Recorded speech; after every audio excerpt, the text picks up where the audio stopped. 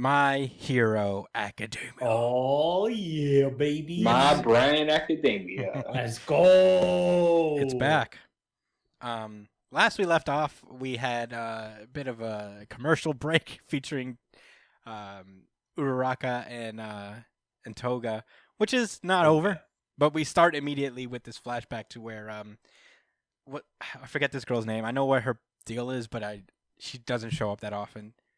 I kind of forget. Spinny girl. Shockwave girl. She's one of the big three. Yeah, I know who she is, but I just don't know. Flying spinny blasty spiral. Because girl. weirdly enough, of the big three, she is by far the least focused on.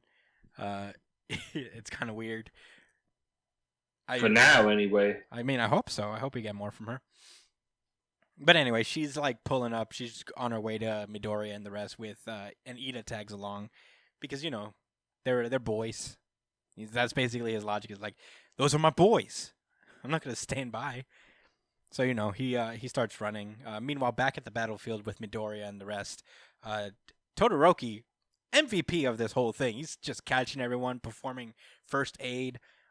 He caught Deku Cauterizing wounds and shit. Yeah, for real. Like, why isn't this series about him? You know what else? You know what else is sad? Is that everything he's doing right now is the reason, is the thing he was struggling at most and was close to denying him a hero license. Yeah. Like, he's literally doing everything that he wasn't good at before. You're right, Brian. I remember that actually from the test. That's when he pretty failed. cool. Wow, I didn't think about that. Actual development. Wow, that's really subtle development. Good for you. Damn, I don't know why. Horikoshi, sorry.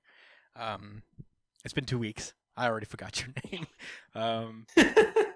Okay, so he catches Deku and Bakugo. They're both still alive, still breathing, and he's like, "All right, guys, settle down now. I have to start healing you up a little bit." And unfortunately, Shigaraki is not fucking doing that. He is all tendrils. He's got 27 tendrils, just all from his body. Dr. Octopus. Yeah, he looks. Yeah, yeah, man, he looks really creepy. Yeah, like that girl from Legend of Korra. Yeah. Would have been the chick from that group. Ooh. Yeah. Yeah. He's hella thirsty. Half his face is All For One. Half his face is his. They're basically dueling over whether they should stay. All For One is like, please, bro, you gotta go right now. Please go. And Shigaraki's like, no, I can still fight. That's when he gets kind of disrupted by the Shockwave girl. And the chaos continues. Ida shows up and he's like a gigantic... Yeah, my boy. Fly at the speed of sound. I wish I had the Sonic song as a drop. That would have been a good one to put here. Yeah. But in any case, he basically warns everybody, he's like, yo, there's a giant man coming, and he is going to fuck shit up. We got to get out right now. Also, there's a bunch of Nomus, still around fighting everybody.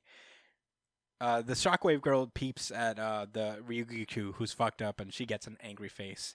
So hopefully she gets actually some cool tight. Shit. That's a master. Yeah, hopefully she gets a moment where she gets to do something really cool and stand out. She hasn't had that yet, but I am hoping for it.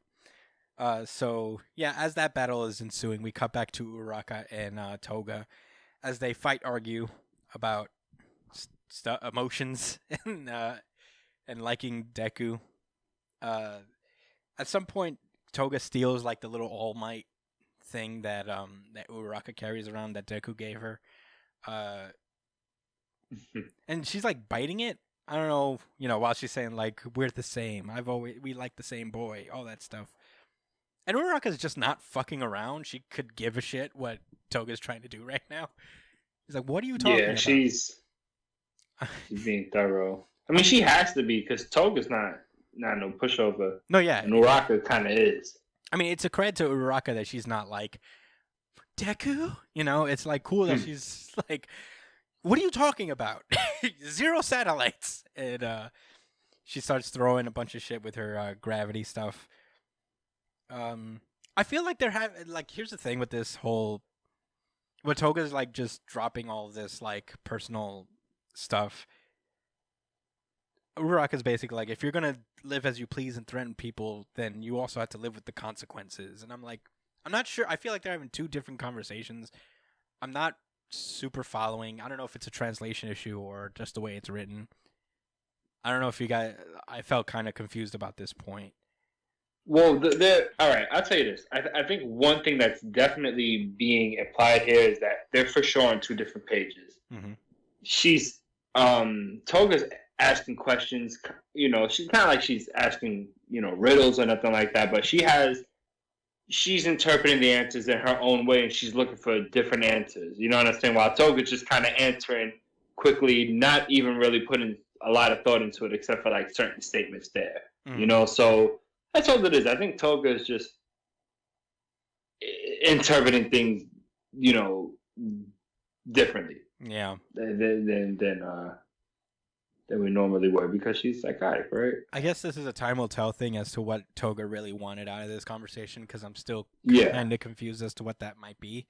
Maybe if you're watching right now, if you have like a better idea, please comment and let us know. When we'll read your comment on the show and all that stuff.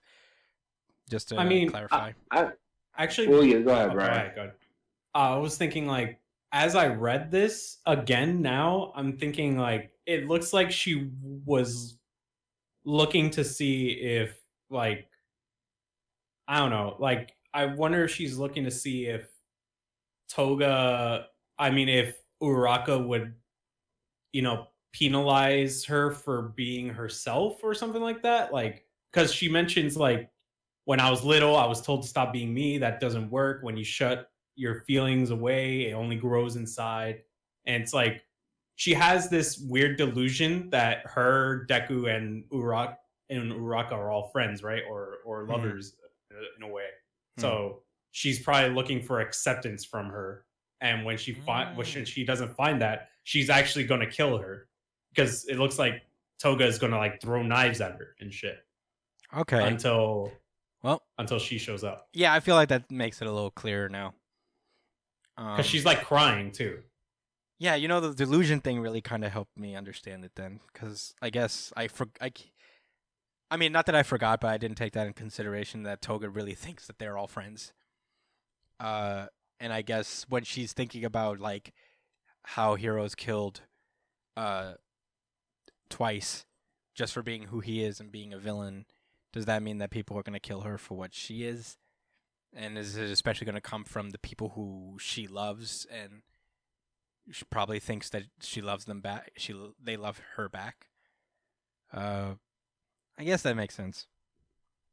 Now I guess I understand it a little better, but yeah, I don't know. I mean, maybe this could have been timed a little better. Maybe it came a little earlier, or a little maybe later, or I don't know. There seems to be this consensus thought with Toga, at least with Toga. I don't know if it's with the whole group of villains. I don't know how they feel specifically on the subject, but I think for her, internally, she's trying to explain that, we deserve to be punished for being who we are, and that's exactly what Uraka said, right? She said, yeah, if you're going to do that and live how, like you said, if you're going to live as you please, meaning the way you feel how you are, then you have to live with the consequences, meaning, shit like y'all getting smoked by heroes. Even if Uraka didn't say that, that's for sure how Toga interpreted it. Yeah. I think that's undeniable. Yeah. And that's what it was coming down to. Like, all right, like how what you and Brian was saying about her having this illusion in her head that, they're all kind of chummy or whatever. That was her understanding, like, yeah, we're going to be foes forever because I'm going to keep doing me, and I'm not going to, I don't see how these consequences are something I should avoid because I like what I'm doing. Okay. And that's it. I don't think it was too much thought. I also do think that there is bigger implications for this after this conversation as well, for them being rivals. I think this is just another step towards that. Okay. Well, this made me like the chapter a little bit more now. Now that I feel like I get it. I was a little confused because I don't know. I guess it's hard to remember because she's speaking seriously, but she's also, not. I don't even want to say right of mind. She's not normal. She's not thinking, I guess, quote unquote, normally. And that is something I believe the author has tried to make a very specific deal about. with Toga and some of these other villain members. You know, it's not just a plain good guys beat bad guys type of story. Right. Most stories like that nowadays aren't. And there's, you know, huge implications here. And that's why it's kind of hard. I think you just got to keep all of that in mind. You got to take it seriously while also, you know, remembering that she's not all the way healthy. Yeah. Quote unquote healthy. Yeah, I'm okay with that. I just, I think I just got lost in the way that maybe it was written or translated or something. And it's also maybe because, that's kind of an on-purpose thing, too, because, Uraraka was also kind of confused. Like, what are you talking about? Yes. I'm going. It was done well. Yeah. I think, yeah. I think that makes sense. She wasn't on the same page as her at all. Mm-hmm. Because that's not. She's like, this shit ain't a fucking game. Where Toga is like, yes, it is. What's so serious? It's almost like the Joker, you know? Yeah. Yeah. Kind of cool. I like the little interaction between Suyu and Toga. I thought her tongue was about to get cut off, though. I was scared dude, yeah. Sue shows up. I don't know if we finished recapping the chapter, but Sue shows up. And she's like, oh, hi, Suyu. And she's like, I told you not to fucking call me that. We're not friends. It's pretty good. And Toga manages to escape. Now I know that we didn't finish covering the chapter. Good. She leaves behind the All Might thing, though. I guess, as a symbol, is yeah, we're done now. Me and you were finished. And, she manages to escape, and we return to the hell fucking battlescape that is going on with Shigaraki and the rest. Chapter ends in a 2-page spread where I feel like this is get ready, this is the climax moment where everyone's converging. You even see, I didn't peep this till also an hour before starting the pod, but Gigantomachia is right there in the background. Yes, yeah, that's why they all look while they're in the fight. Jesus Christ! All their heads are turned. Yeah, they all and they're just look how crazy. Man, I wish we could show you guys more vividly, but yeah, this shit chills down my spine. And this is a black and white colored fucking square picture. You know what I mean? Come on. Yeah, there's just so much going on. It's very Oda-like, where he can sometimes manage to cram so many things into one panel, and this is pretty impressive for one panel. I'd also like to point out that the Shigaraki half isn't Shigaraki; it's all for one's half. Yeah, I said that. Oh, okay. I said that earlier on, but good catch still, though. I didn't notice it before too, but also, wait, what do you mean Shigaraki's half? If you look in the very beginning, it's one half. It's one half all for one half Shigaraki. But I meant in this chapter really specifically, cool. That's what they chose Shigaraki's expression to be, is on all for one's side, not Shigaraki. Is it? Oh yeah, you're right. Oh, in the 2-page spread at the end. Yeah, that's what I was mainly. Yeah, it's pretty much just a 2-page spread of all the characters converging on each other. Gigantomachia is just yelling. His jaw mask is off. Todoroki's just looking like fuck. Dabi is hell yeah, dude. Sup. This next chapter is gonna be fucking nuts. I don't know what the fuck is gonna happen, dude. There's just too much stuff that has to pay off. Obviously Maki is probably gonna go night soon because he took that fucking sleeping potion or whatever from a long ass time ago. He has to go to sleep soon. I keep forgetting about that. Yeah. I mean, obviously it's not going to be all wrapped up in one chapter, but but we're closing in. If there's a moment for a Dabi reveal to happen, it's next chapter, I think. So real soon. Oh yeah. So I wonder what reveal we're talking about. Because both Endeavor and Todoroki are here, and every time I think from what I remember, every time they've encountered each other, Dabi and the Todorokis, they've encountered each other separately for the most part. They've never been in the same. All three of them never been together at the same time. Yeah. So I think this is the moment where Yeah, and they chose Dabi specifically. They dropped the mic. What if we're all wrong and Horikoshi's just playing us hard? It turns out there's no way, dude. There's no way it's not. Or maybe he's he's a product of Toyo. What's his name? Toya. Toya. Maybe he's like Toya's quirk forced into another person's body or something like that. Shit! Like, Yeah, something like Might be that. something Man, like that. might be really Whoa. cool. Wearing his skin on Brian. or something like that. That'd be pretty crazy. Whoa! Is that like an actual theory amongst the fandom, or did you think? No, it's something I thought of just now. Like Brian. literally just Yeah, now. I didn't even think about that either. Big news, Brian. Big brain, Brian. Damn.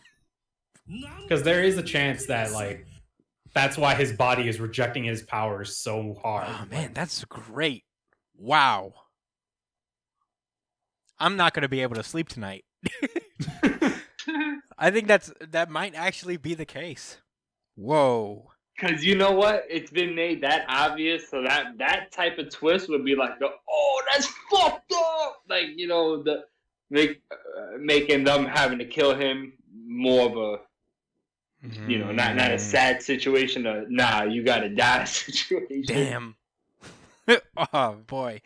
Well, on the heels of that, my really great theory. I mean, honestly, good job, Brian.